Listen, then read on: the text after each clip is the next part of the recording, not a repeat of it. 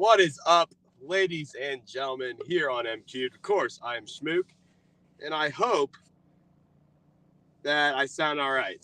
Uh, Driving home from work is the plan of action for this stream because I am a little bit busy this evening, and I think the rest of the week. So I hope everything sounds all right. But yeah, we're just going to do it a little differently today. I wanted to make sure I can get this out to you guys. Because next week's the big week. We get the ones who live, which is going to be an awesome show. Of course, bringing back my main boy, Rick Grimes. Sci-Fi, how do I sound, my guy? I sound all right? Am I good for you? Hope so.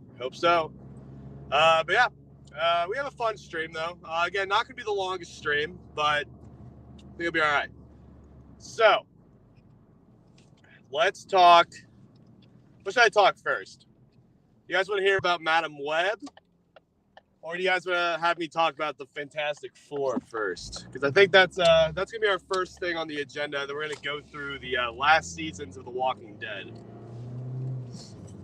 F4? All right. I like it. I like it, Harris. Thanks for being here, by the way. I didn't know if you would make it, so hell yeah. Okay. So first we have, of course, the big enchilada. Who's playing Reed Richards, right? What's up, David? Good to have you. Okay. So we got Pedro Pascal.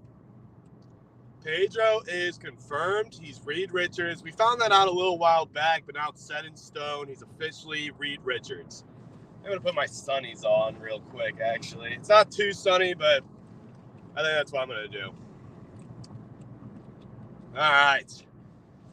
But we got Pedro. What do you guys think about Pedro as Reed? For one, I really like Pedro Pascal as an actor. And I can see how he can be Reed Richards. Top Gun Schmook. Yeah, I love my aviators. It's the only sunglasses I think I can pull off. Otherwise, I don't wear sunglasses. But anyway.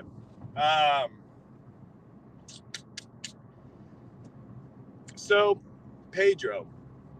Again, what do we think? What do we think about Pedro? I loved almost everything he's ever been in. And I always like seeing him on screen. Of course, he plays one of my favorite fictional characters of all time with Joel Miller in The Last of Us. And I thought he did a great job. And there was some backlash when he got casted as Joel. Because, of course, he's not white. And Joel Miller is white. And in most cases, Reed Richards is white, right? Caucasian. And Pedro's obviously, he's not. But of course, that's like one of the main backlash. Again, I think he's a great actor. I think he'll be able to play the role just fine. I just don't necessarily fully see him as Reed Richards, but I kind of get the vibe they're going with. That I don't know. He's played the Mandalorian, Joel. Like he's just like that. He's the dad right now, right? Of the he's dad within pop culture, right? And now he gets to play the dad, the ultimate father figure of the MCU, the Marvel Universe with Reed Richards, right? The smartest man alive. He's the leader of the Fantastic Four, which is Marvel's first family. Here's my thing. Ultimately, all I have to get from him is that, one, he feels like a true leader. That's a big thing. I have to feel that intelligence from him because I felt it from John Krasinski. I love John Krasinski as Reed in Multiverse of Madness. I kind of wish they had stuck with him. I'm like, why not? But it's cool. Again, I think there's a good amount of backlash from him, a little bit from Multiverse of Madness. Even though I loved his take. I know it's mostly just like a fun thing that Feige did to give people that fan cast. But I'm like, a lot of people are bitching. I'm like, now we're not getting Krasinski, and now we have Pedro.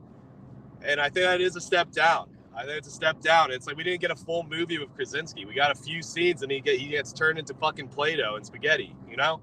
So I think it's very unfortunate. But again, I don't hate the casting. I'm just not a big fan. I think you could have went a bunch of different other directions.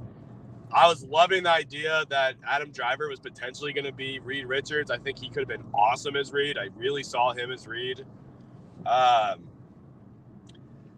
But again, the other thing that I need for it to really hit and sell me is that that chemistry between him and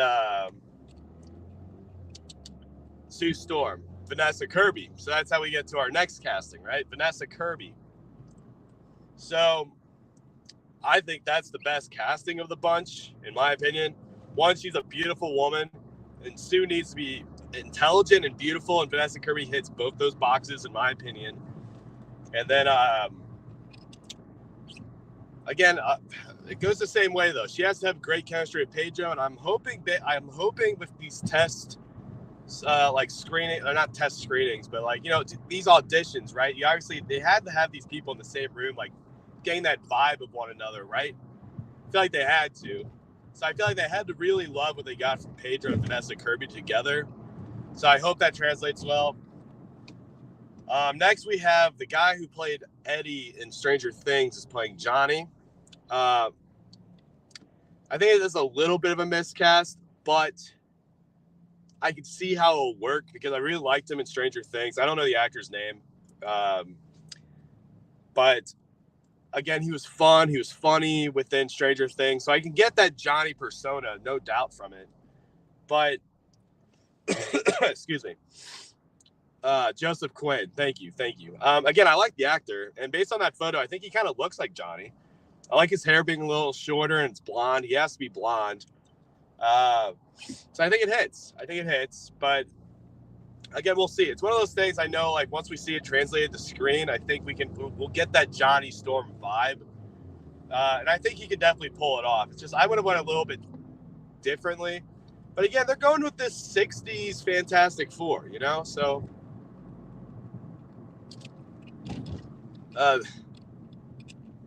what do you say? Like those silly car thieves? I don't know what that means. All right. No, it's fine. I'm able to pay attention pretty well. I'm very locked in all the time. So don't you worry, Mark. I'll be all good. And I'm paying most attention to the road. I'm looking over occasionally when I'm at a red light, or a stop sign or whatever. So don't you worry about me. So I'm basically rambling this whole time. So don't worry about me, Mark. But thank you. Anyway, so Joseph Quinn, I think it's fine. Again, I think this is the one that I really have to see how it translates. I mean, Pedro, I guess more so, but I can see it. I can see all of them clicking and working in their roles, but it's just like they have to deliver it perfectly. And then the last guy, who I haven't seen him in anything. Locked in like a fighter pilot, always, brother, always. I could be a fighter pilot if I actually learned how to fly a fucking plane. I guarantee it. I have that need for speed. Anyway, Iban Mas Baccarat. I don't know how to say that. So I definitely butchered that. But I know he's in that one show with what's his face from Shameless, right? Yeah, I'm with you, Harris. I would love to get a pilot license. I need to get a boating license first, though, I feel. But I can't remember what that show is fucking called. It's like that show like of like a family and like they cook or whatever. Something like that. I hear it's so good. So I need to give that a watch, especially so I can get a little bit of that Ben Grimm action. My friend has seen it, or at least the first season, and told me like, okay, I get some very big Ben Grimm tendencies from him. So I'm for it. So I don't have much to say about him because I haven't seen any of his work. But maybe I got to watch this show that he's in, apparently, and I'll get a good vibe. The Bear, thank you. Oh, is he in Andor? I guess I don't remember him from Andor, but all right. So I guess I have seen something from him. But The Bear is, like, I know, like, his most popular thing. So I know I got to give that a watch because I've heard great things. And it also has fucking John Bernthal in there. And my boy fucking Bob Odenkirk, who plays one of my favorite fictional characters of all time, Saul Goodman. Yeah. But so I don't have much to say. As long as he, like, again, he's gonna be CGI for the most part. We might get some flashbacks to when he was like human, right? Before, like, when they go to space. I bet we get it'll be like probably a quick scene of showing how they get their powers, I would say. I feel like you have to, but this movie won't be like an origin story. I think it'll be like a quick thing where it doesn't feel too origin-like. But, like, I feel like they'll show how it happened. I feel like they need to. Because Fantastic Four is like, yeah, we've seen the origin twice, I guess, now. And it's like, in their minds, they're treating it like Peter Parker. Where it's like with Peter Parker, I think Peter Parker is like, you don't have to show his origin every time, like showing Uncle Ben die. It just has to be implied, and like he got bit by a spider and whatnot, right? But Fantastic Four, I want to see like how this first family for Marvel got their powers, but we'll see if they do it or not. But again, I think ultimately with the guy who's playing Ben Grimm, I think him and Pedro have to have unreal chemistry, and they have to really bounce off each other. Because I mean they're like brothers, right? In a way. Because they're like best friends. But then, of course, Joseph Quinn and him have to have unreal chemistry too. Because the Ben Grimm and Johnny Storm dynamic is fucking masterful. I think they really hammered it well in that. What is it? Tim Story. He did the original movies, right? I could be wrong, but I think he destroyed that relationship, like in a good way. I mean, like. Chris Evans and Michael Chiklis is his name, I believe, who played the Thing. I loved that chemistry within the original Fantastic Four movie. Yeah, Chiklis is great. I love Chiklis. And apparently that like on set shit, like with him on Deadpool, it's completely fake, which sucks. I think that'd be so cool to see him in there, but it's okay. We're still definitely. There's no doubt in my mind we're gonna get a ton of cameos in Deadpool, so I'm amped. But I guess I'll do it for Fantastic Four. I guess let me know what you guys think. Overall, I'm a fan. It's just not my. I would have done it a little differently. Like, I like Kirby. I think Kirby's probably the best of the bunch, like for their roles, because I really like Vanessa Kirby as an actress. And one, she's very attractive, but she can pull off being like this very smart gal, you know. You think Reed and Sue? I mean, I really like the whole casting of the original movies. I think I will never be able to pronounce this dude's name right, but I think the guy who played Reed was perfect casting, and I really hope. I'm hoping in Secret Wars that's where we get like a scene with the Council of Reeds, and that's where you get Krasinski back. You have Pedro in there. I think you could throw Driver in there just for like a quick fun. And then of course you bring him back. You can bring Miles Teller back. I think that'd be sick. I want to see the Council of Reeds badly. So just bring in anyone who is rumored to be casted as Reed also, and I think that'd be sick. Yeah. It's up to Harris. I don't know his name, but I thought he kicked ass as Reed. Yeah, I guess I'll talk about Madam Web a little bit. I don't want to talk. Who is your favorite of? For me, my favorite of the casting, I think it's Kirby. I think she's the only one I'm like, I can definitely see her as Sue. I think they hit the mark on it. Again, I think all the other ones who are cast, and again, the guy who's from The Bear, I don't really know all of his work too well, so it's like he could be great, but I don't know. But Pedro, again, he has potential. It's just not the route I would have went, but it's fine. All right, so I think it's time to talk about the first comic book movie of 2024, Madam Web,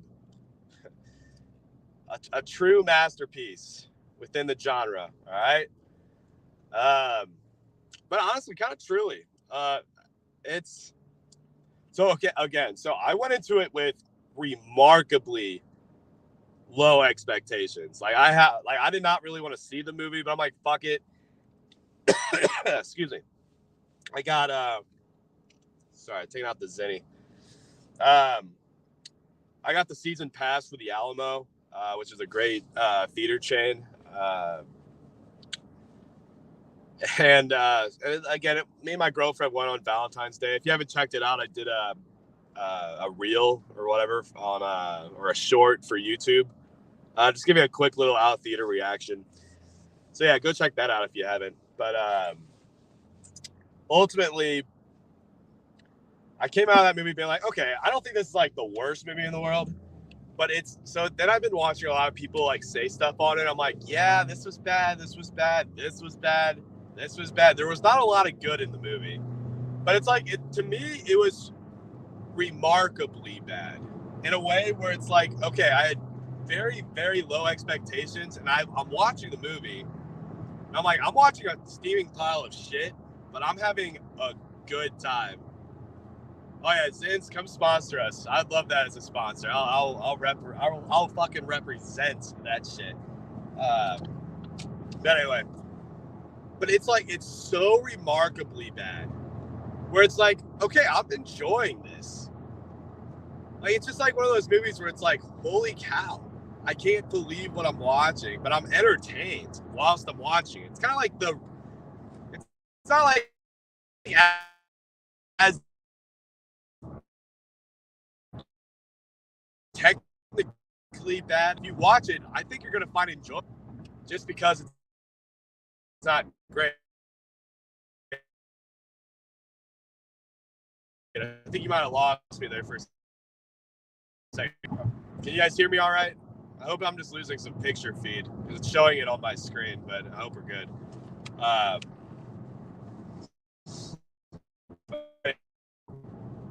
So I hope we're good. I hope we're all right. And we're still together. That's funny. Yeah, I think it's just me crossing a bridge. I think that's all that. I think that was the only problem. I think we're good now. But yeah, no, sci-fi. I took her on Valentine's Day. Yeah, we're still together. She liked it. Yeah, she actually really liked the movie.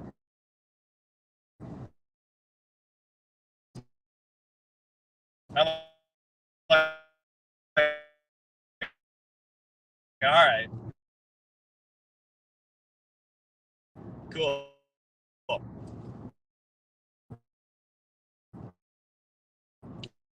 As long as you enjoyed it, babe, I'm happy for you.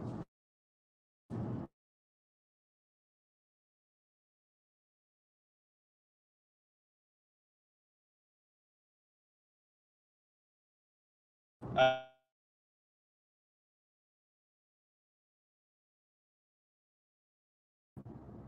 we back? Are we good?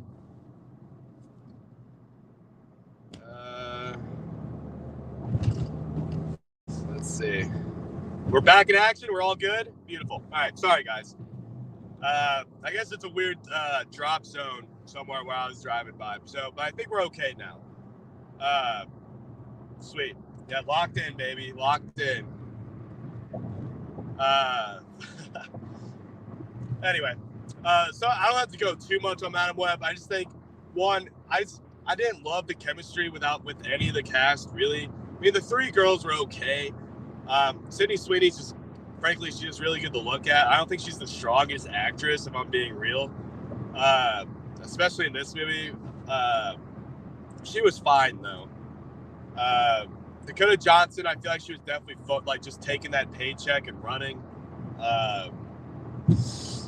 And then like whoever played the main villain, he was just remarkable. It was remarkable how bad he was in this movie. I thought he was the worst part.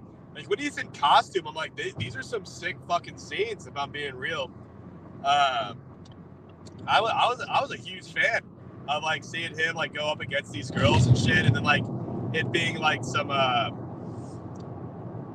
trying to think like Final Destination type of shit where it's like that prediction for like how they're gonna die, and then like Madam Web's able to come in and like stop it, you know. So I felt like it was fine, you know. Yeah, Ezekiel Sims. Yeah, so I don't know if this had to go if his performance and the performance of everyone involved had to do with the script, the director, or them as actors, because he was terrible. He was so bad. Like, every single line he gave was the most wooden shit I've ever heard on screen. And, like, again, I thought, what's his name? Adam Scott. I thought he was good in it. I thought he was pretty damn good in it. The perfect trifecta. Yeah. We're almost home, so I'll be able to read your comments more. I'll probably still keep doing this in the car, but I'll be home and done driving, so I'll be able to pay attention a little more to your guys' comments. Excuse me. Anyway. So again, if you've seen the movie, you paid for something that's not great. Again, I only paid like an additional little bit for a convenience fee and like to watch it on the bigger screen at the Alamo due to having the season pass. So it's like it's not like I was seeing it for free or anything, but I didn't really pay that much to see this movie, so I'm not like bothered. If you haven't seen it and you don't want to pay a full ticket price, I would say just wait till streaming. I will say though, I think I found more enjoyment out of it than Morbius, but only because Morbius is just like a bad movie, where like this was like remarkably bad, where I found it entertaining. Oh, you haven't seen it yet, Harris? Oh yeah, dude, have a blast, man. Have a blast. You should post your out of theater reaction too. I want to know your thoughts right away. That's up to you, of course, but I think that'd be cool. All right, I guess we just get into The Walking Dead.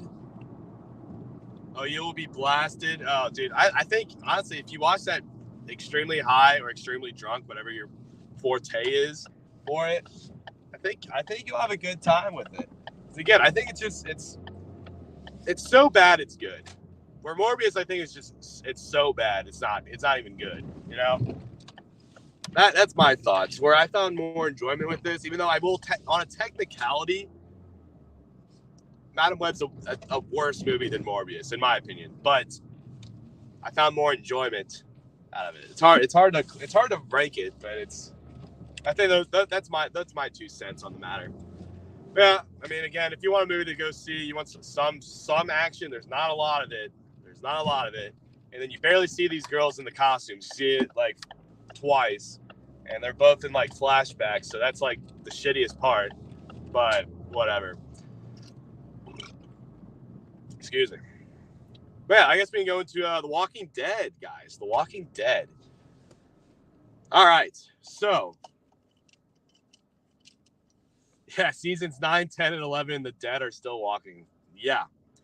But this is where we start to get to a point, especially in season 11, which we'll get to, but we start to see that there might be some hybrid zombies, like ones who are faster or like able to like actually like hold weapons and shit. So that was interesting. So they're definitely going with an interesting route now where you're seeing these zombies start to evolve a little bit. Hold on, homie. Shit. You know, some people just don't look both ways, you know? They just don't. And, like, this person's driving, he's at a stop sign, he's ready to go, and I'm like, no, I'm coming in. You watch out. We're good. We're all right.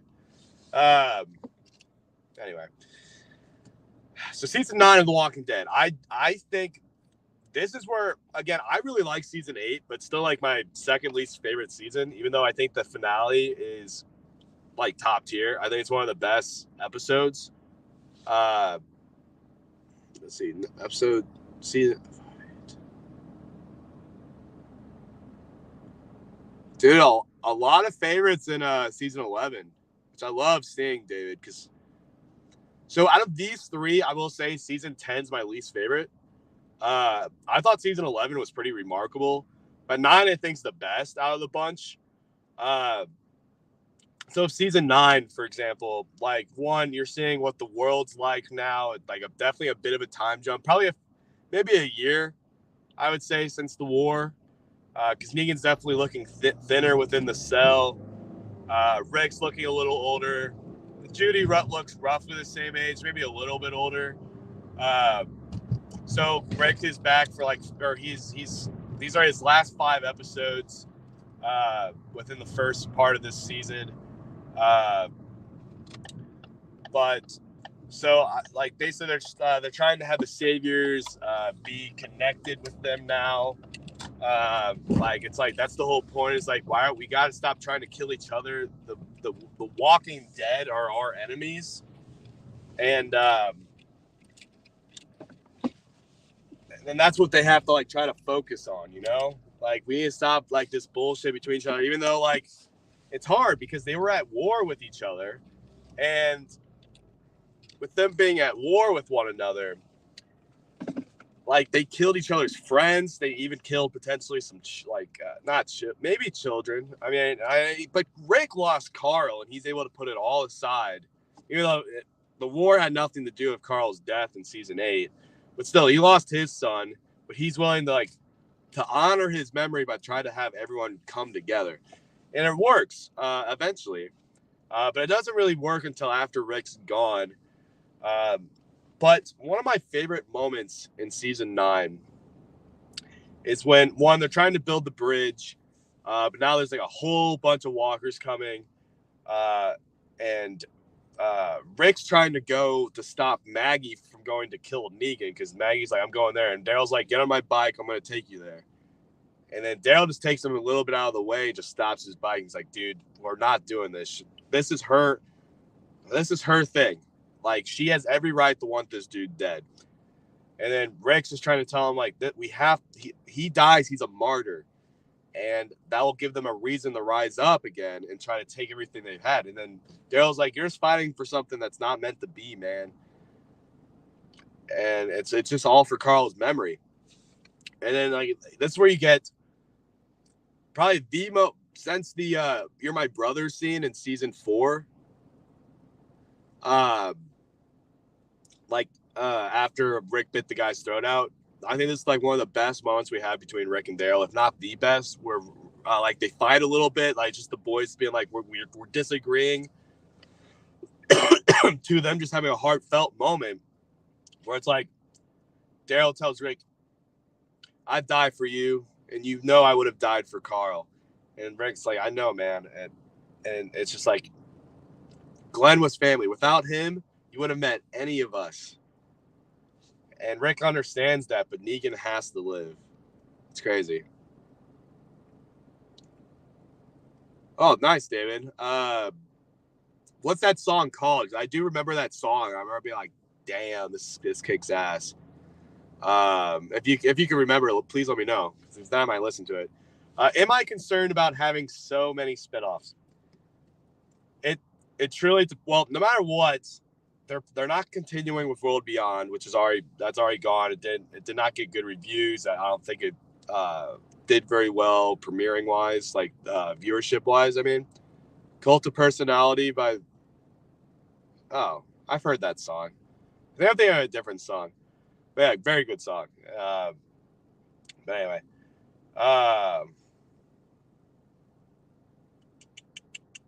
yeah, I forgot about that scene even. So good call out, David. And then Fear the Walking Dead just ended. So it's really, you have a Negan and Maggie show, you have a Daryl show, now you have a Rick and Michonne show, which I think are all very viable shows to have about some of your most popular characters. I know season 2 of Daryl's for sure happening. I think Dead City season 2 is supposed to be happening. We don't know about The Ones Who Live. We don't know how that ends. And then, but again, with season 2 of Daryl, you're getting Carol in there. So it's like, it's fine. I'm okay with spinoffs as long as it's good, you know? And it's like, it gives you more intimate time with just these characters alone. Because when it was the main show, you have so many different characters, right? And it's like going to each of their storylines, try to have all of them have all these developments went on. It's hard because there's so many good characters, and then some of them have to take a back seat. But with this idea, it's like, oh, they are the primary focus, even though you get some new side characters, right? But so I like the idea of the spinoffs. It just depends how much, like how many more like other spinoffs they're doing and how many seasons they decide to do. Because ultimately, I think they're going to have like either a movie or one show where it all comes back together. Maybe they call it We Are the Walking Dead, to be a play on of We Are the Ones Who Live. And that's like a mixture of like bringing back together the original show and the We Are the Ones Who Live, right? The Ones Who Live. And that's where you have Rick come back and meet and see everyone again. And that's the moment I can't wait for. I don't think we're going to see that in The Ones Who Live. I think we'll get the Michonne reunion for sure. But it's all going to be about that journey back to go home and then to find everyone at the Commonwealth. Daryl's obviously in France, right? Well, by the end, he's coming home. But yeah. Anyway, so when it comes to season 9, I'll go back because I started doing that a little bit. We Are the Ones Who Walk. We Are the Ones Who Walk. Maybe. Yeah, no, I agree. I agree with you there, Harris, because I feel like Fear the Walking Dead, like, it was just like, oh, let's follow this new group of people, like, from the beginning, completely other side of the country and whatnot. So it just felt like another way to just have, like, zombies and blah, blah, blah. But then they had to make it connected to The Walking Dead in some way of, like, Dwight and Morgan, right? And then World Beyond is just, it's definitely connected because that's the group who has Rick. I remember a character called Scott. Yeah, like he's the big, like tall black guy, right? Right? Because when I was watching with my girlfriend, we're like, whenever he shows up, we're like, there he is. He's fine. It's like he's like the ultimate side character in that show, man. I feel like he doesn't get that much screen time and like he says the occasional shit. But me and her were like, this is our new favorite side character because he just shows up out of the blue. I'm like, how is he still alive? Yeah, Scott. His name's Scott. I don't even know his name either. That's funny. I'm happy you brought that up, David, because anytime I see him, I'm just like, dude, where have you been, bro? Where have you been? That's great. Thanks for pulling that up also, Harris. That was a good visual. Yeah, that's great. I'm so happy you brought that up because, I mean, that was legitimate conversations we were having when we were rewatching. We're like, man, where's he been? I can't believe he's still around. But that's great. Anyway, so when it comes to season 9, I love how like you get Rick Grimes' final episode, right? And I think that's, to me, that might be my favorite episode. Honestly, it's like that, No Way Out, Too Far Gone, No Sanctuary's up there, A's definitely up there. But yeah, Rick's final episode is so good, and I love getting like these not flashbacks, but these cameos, right? Where you get John Bernthal back, you get Herschel back. The only thing I didn't love was getting Sasha back, because again, what I never understood for the show is like Sasha was in the show a good amount, right? But I swear she did not have that many like conversations with Rick, in my opinion. And then like, but she's there at the like as this final cameo, and it just never hit right with me, you know. Yeah, I think it was fine because it makes sense because her death is what sparked, like, truly like ignited the war, right, with the saviors. So I get it. It's like she's standing on all these dead bodies. It's like, oh, this is what happens when war continues. Like, we're gonna keep losing the people we love. But I'm like, just have it be Carl instead, because Carl died because of this war, you know? Excuse me. But I do think that was the most jarring part of the episode. And yeah, I think it was the worst part of the episode. Because again, I like Sasha as a character, don't get me wrong. But it should have been Carl, probably the most. Like, you could argue Lori, but at this point in his life, like, Lori matters. But again, like, he found the love of his life, who's Michonne, who's like his true love of his life, right? Where Lori is like, obviously he loved her, had Carl with her, but Michonne is his soulmate, right? So I think having Carl made the most sense. I know there was someone else that I think would have made a little more sense. I think Andrea even would have made more sense, if I'm being honest, because Andrea is the one who without her, he doesn't meet Michonne, who ends up to be the love of his life either. But Yeah, that's the only thing that I just never quite understood. Maybe it was cheaper just to get Sasha back. It could have been Glenn even as well. I think Glenn would have made a lot more sense also. It's like, but it is what it is. Still one of my favorite episodes, no matter what. Because I love seeing John Berthold back. Love seeing Herschel again. Uh, and then Rick, obviously blowing up that bridge is such a beautiful moment. But yeah, David, I think Glenn would have kicked ass too. Uh,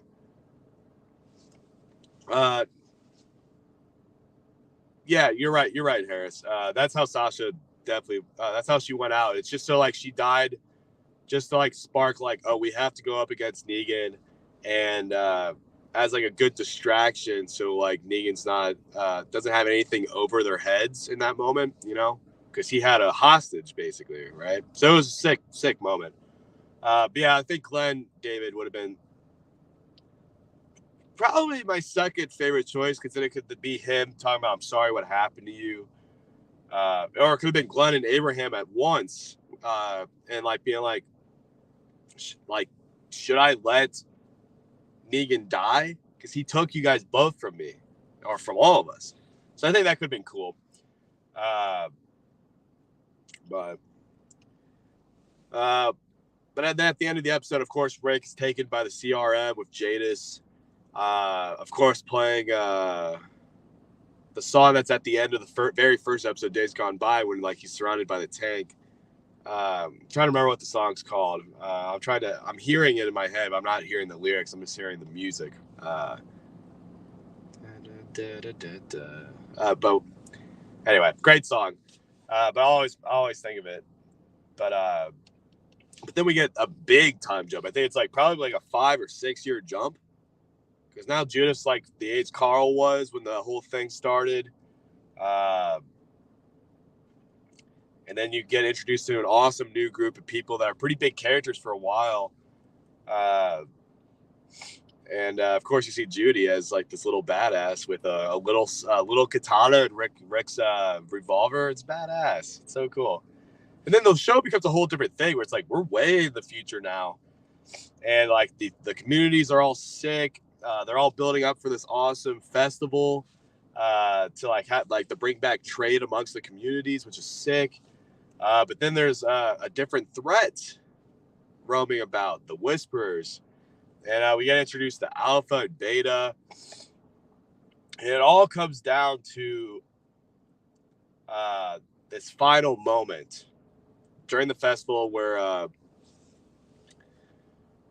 Alpha takes a bunch of people and kills them all in front of Saeed. Or that's his name, right? The guy who Carl says. Trying to remember if that's his name or not. I think it's Saeed. She murders them all in front of Saeed. I feel like that's not right, but that might be right. And then she puts all their heads on spikes, and then you have like Daryl and all this other group walking up to it. It's just a crazy moment. I remember seeing the storm before, or the calm, I think is the episode title, and then like that hits, and then it's like, or the calm before is the episode title. Then the next episode, the finale, is the storm, where like that's where it's a literal storm. It's like a snowy episode, which you never really see. Yes, David, I agree, man. The episode where Jesus dies is nuts. Like where you first see like he's just killing zombies, then you see one dodge and just stabs him. I'm like, dude, that's crazy shit. I'm like, oh, we're getting the Whisperers for sure. It's just nuts.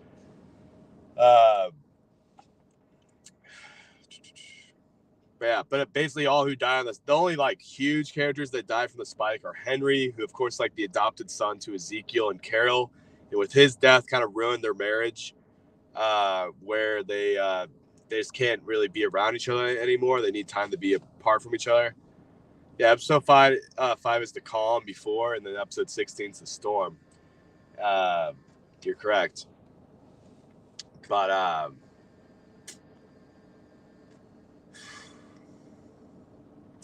yeah, but episode 9 kicks ass. That's basically the gist of it, right?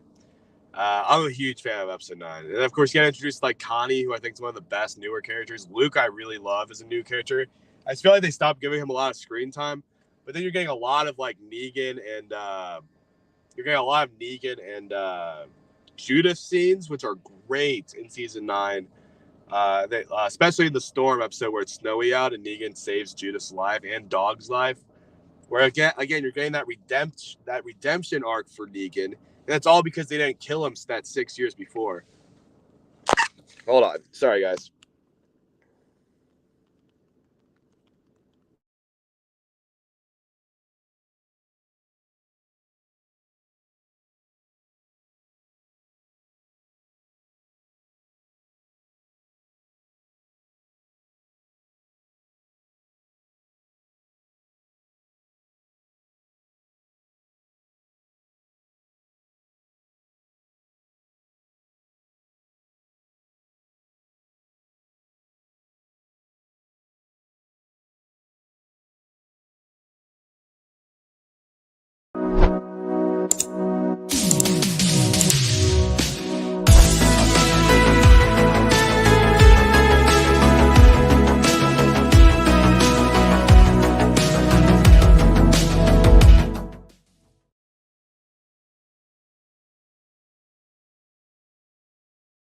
Shit.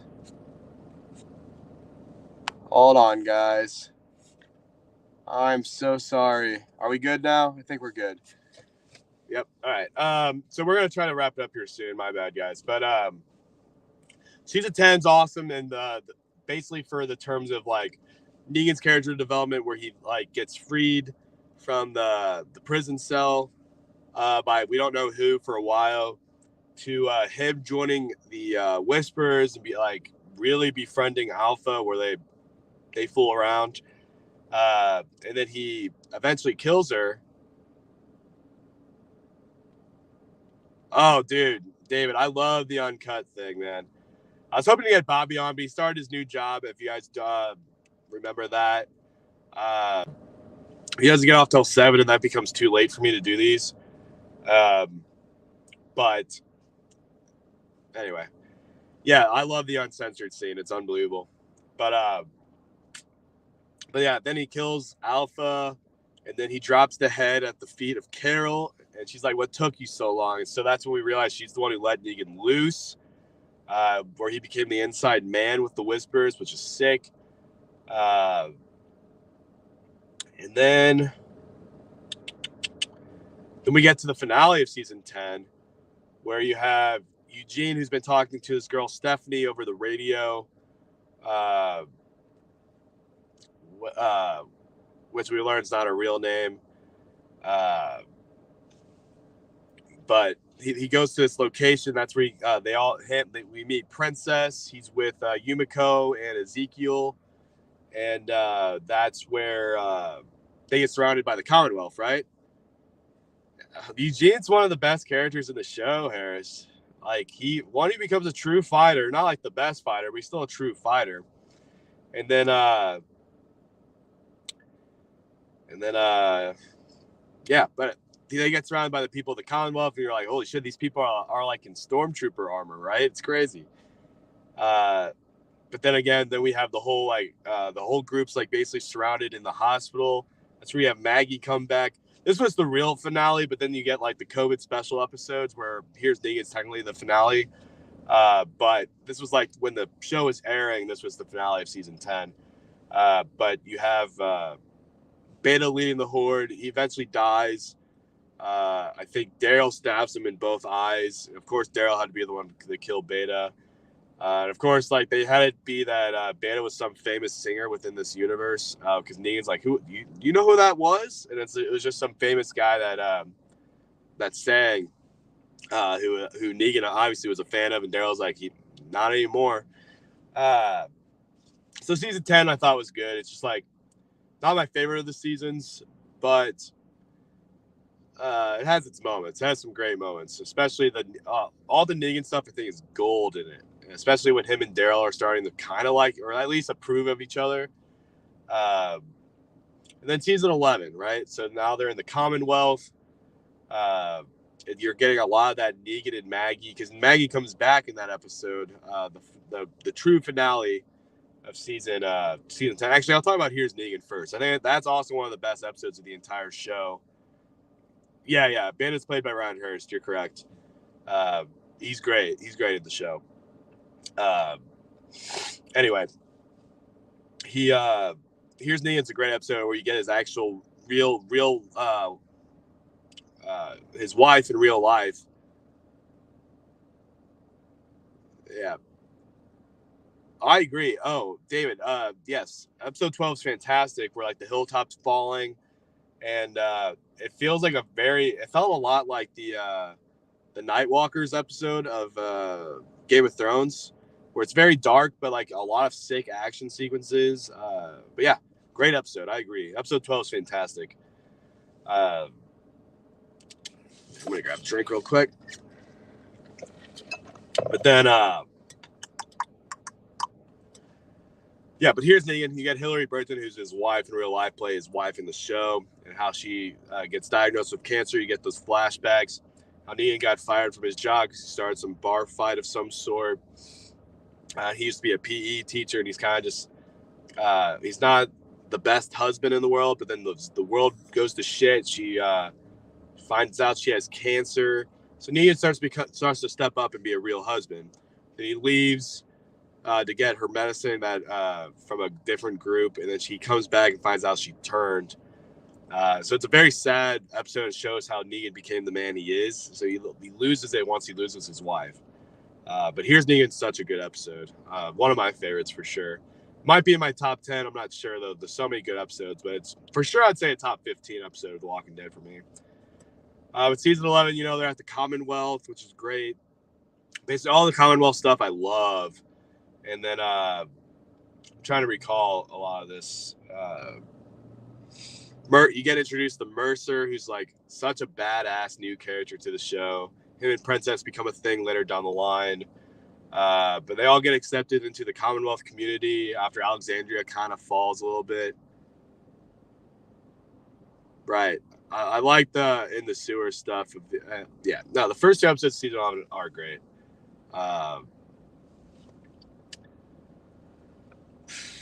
But yeah, once they're all in the Commonwealth, it seems like it's like coming back to reality a little bit. Like they have currency, everyone has jobs. They have like a little bit of a government. They have a military. There's like thousands of people that live there. I think they said over 10,000 people live in the Commonwealth, which is crazy. So it's like easily the biggest community by far. You find out Connie's alive. I think you find that out in the end of season 10, though. But of course, you get that Daryl and Connie reunion, which is great. She's with Virgil, which has one of the craziest episodes of the entire show, where it's like they're in some house with like these psycho people who like lost it. They're like very, very animalistic now. And like with a lot of it's from Connie's POV, and of course she's deaf, so like you get a lot of muffled noises and stuff. Like that's a great episode. I can't remember what it's called, but I remember really loving that episode. Yeah, of course there's a lot of stuff in this. Like Negan, he falls in love. I think he has a kid with this girl, this woman that he falls in love with, which is great. He always wanted a kid. He saved Negan's life, Negan saves Maggie's life a few times. Oh, you get one of the most badass things where like Daryl's, of course, with this one group where this guy's named the Priest, or the Pope is his name, and this is a group that Maggie's been dealing with for a while. And I love when they're like all split up at this moment in time. Like Maggie's mostly with just Negan. They get to let a lot of shit off their chests. And you're right, Harris. Being deaf would feel a lot like A Quiet Place. Probably not as bad, in my opinion. But then Maggie has this unbelievable moment where she's like, fuck this, and kills all these people. I'm like, dude, this was such a cold scene where I'm like, Maggie is not the woman she used to be. Negan's like watching this. He's like, oh, shit. How am I not dead yet? So, but yeah, then Eugene goes through like some like whole political like conspiracy where it's kind of crazy. Where it's like, oh, the girl he was talking to on the radio, it's some girl pretending to be Stephanie, and then like the real Stephanie is actually Mercer's sister, and like it's just this whole thing, just like kind of learn about the group and like try to figure out where they're from and stuff like that, you know. So that was cool. And then of course there eventually becomes this whole uprising against the Commonwealth, because obviously it's very corrupt political type of shit, which is awesome. So it becomes a little bit of a political drama in the season 11, which is sick. And then of course we get to the ending of season 11 and the entire show, even, where you get Judith shot during this whole uprising by the governor of I think her name's Pamela Milton, I believe. She gets shot. Judith gets shot. So it's like a whole like full circle moment. Daryl rushes her to the hospital. So it's like her father, and her brother all get shot. So it's like a fun thing. And then the finale, you lose Luke, you lose Rosita. And honestly, these are two of the saddest deaths of the entire show. I'm going to turn the slide on. It's starting to get dark. But truly two, and I'm still going to wear my sunglasses because I'm always ready for duty. But these are truly some of the saddest deaths in the entire show. I remember when Luke died. I'm like, holy shit. Like, it was sad. Like, you have his group all surrounded around him, and they try to like cut off his arm, or I think it was his leg. It was something. They try to amputate one of his limbs, and he just bleeds out and dies. And so sad. I just remember when I watched that live, because I watched the finale live. I'm like, holy shit, dude, this hits. This hits right here. And of course, Rosita has this badass moment where she jumps out of this whole group of walkers, and then we find out she got bit. Yeah, it was leg. Thanks, David. Me and my girlfriend are still on our rewatch, so a lot of season 11 is hazy, I hate to say. Even though I really love season 11 from what I remember. But then you get to the very end, and it's like they overthrow the Commonwealth. You have this badass moment, of course, with that Cult of Personality song, where there's so many walkers, they're taking them all out. And then the Commonwealth becomes theirs. You know, I think Ezekiel becomes like the leader of it. You're obviously jumped forward like a year or so. Eugene has a kid with with Mercer's sister, who's like the real Stephanie he was talking to. I can't remember her name, but her name's not Stephanie. But I want to say Sam, but that might not be right. But anyway, but he names her Rosita because Rosita, of course, dies, which is sad. And Daryl goes, he's like, I got to go find Rick. So now Michonne and Daryl are out looking for Rick. And one of the best things of the finale is Rosa. All right, thanks, David. But Negan and Maggie have a closure type of moment where it's like, Maggie's like, I can never forgive you, but you've saved my son on several different occasions. And for that, I thank you. But I will never be able to forgive you. And it's beautiful. But so like the bridge is slightly built, which obviously goes back to season 9 where they were building this bridge. It's like a very metaphorical bridge, even though it was like a legitimate bridge to try to make trade happen back then. These bridges are being built metaphorically, right? And it's great. Obviously, again, they're not besties or anything, but they're able. She's like, I'm able to finally move forward, which is great. But yeah, season 11, I love. I mean, I know I'm probably missing some big stuff, but that's basically the gist of it. You get a lot of awesome. It's a lot of political intrigue, which I think is really sick within the show. Like all the Commonwealth stuff is so cool. But yeah, epic show. We went through all 11 seasons of AMC's The Walking Dead, guys. Again, it's one of my favorite shows of all time, if not my favorite. It's between this, Better Call Saul, and Breaking Bad, like without a doubt. And Supernatural gets an honorable mention as my favorite shows of all time. Now, how do I... Oh, I know. Harris just sent something on our Instagram that made me think. So I'm sorry, Sci-Fi. Am I interested in Avatar or The Bad Batch? So The Bad Batch, I never watched season 2, so I might have to binge that, and then I'll try to watch season 3. If you're still here, Sci-Fi, I don't know if you still are. But Avatar, From what I'm seeing, I'm not really a big fan of what I'm looking at, but I'll probably watch it. Yeah, every time I see you bringing the bat down on Glenn's head or something like that. Crazy line. Insane. Yeah, it's something like that, man. And Mark, I know you love Doctor Who. I'll give it a chance, man. I'll give it a chance. There's so much to watch. Uh, I love. There it is. There it is. I was waiting for your Doctor Who comment, my man. So I guess how am I going to rank these real quick? How am I going to? Yeah, no, that burn sequence looked awful. I agree, Harris. A lot of what I'm seeing looks like shit, which is sad from Avatar. So how do I rank all the seasons of The Walking Dead? I think I go 6, 5, 4. I think 9's the first one, the top 2 in a long time. I'm not 100% on that, but 2, 11, I would say. 3,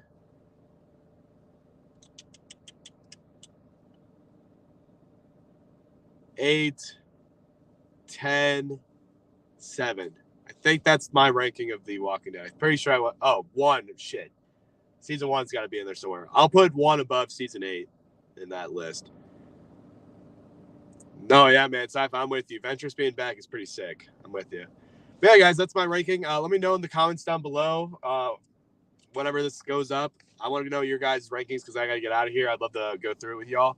I want to know your guys' entire ranking of The Walking Dead. If you watch every single season, I want to know. Make sure to like and subscribe and hit that notification bell because I want you guys to know whenever we're going live. Okay, guys?